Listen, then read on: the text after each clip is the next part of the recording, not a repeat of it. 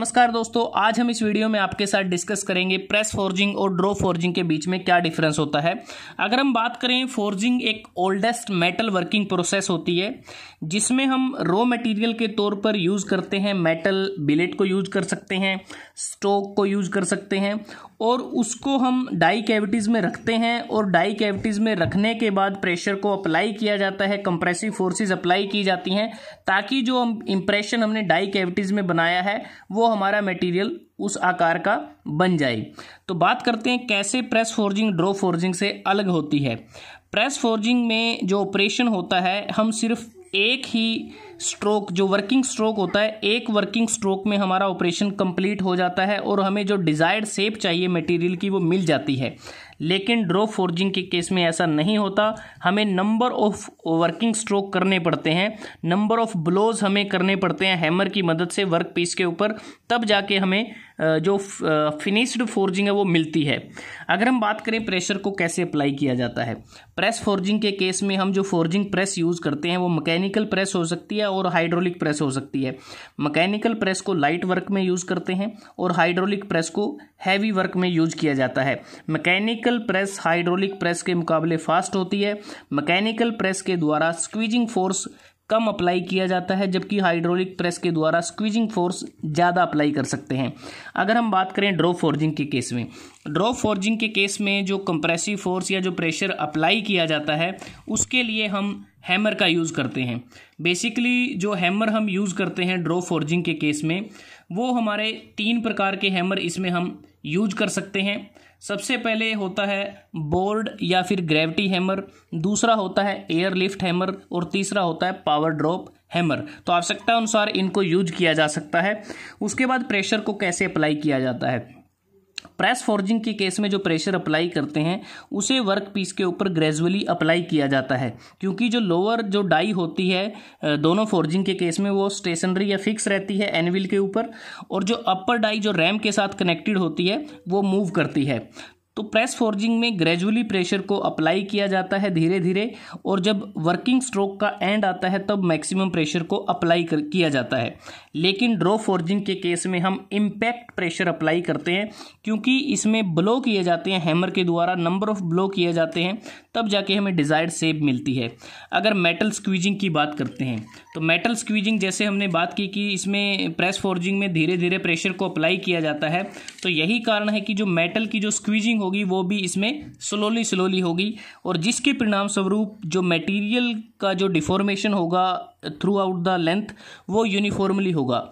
लेकिन draw forging के case में जो मटेरियल है यूनिफॉर्मली डिफॉर्म नहीं होता थ्रू आउट द लेंथ, क्योंकि इसमें इम्पैक्ट प्रेशर अप्लाई किया जाता है। अगर फोर्जिंग सरफेस की बात करें, प्रेस फोर्जिंग के केस में जो सरफेस हमें मिलता है वो स्मूथ सरफेस मिलता है, लेकिन ड्रॉ फोर्जिंग के केस में स्मूथ सरफेस हमें नहीं मिलता।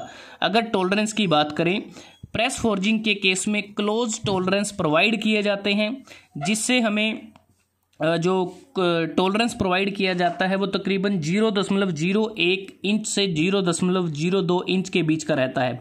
लेकिन ड्रॉ फोर्जिंग के केस में क्लोज टॉलरेंस नहीं प्रोवाइड किए जाते, जिसके कारण हमारा जो मटेरियल है वो वेस्ट हो जाता है फ्लैश की फॉर्म में।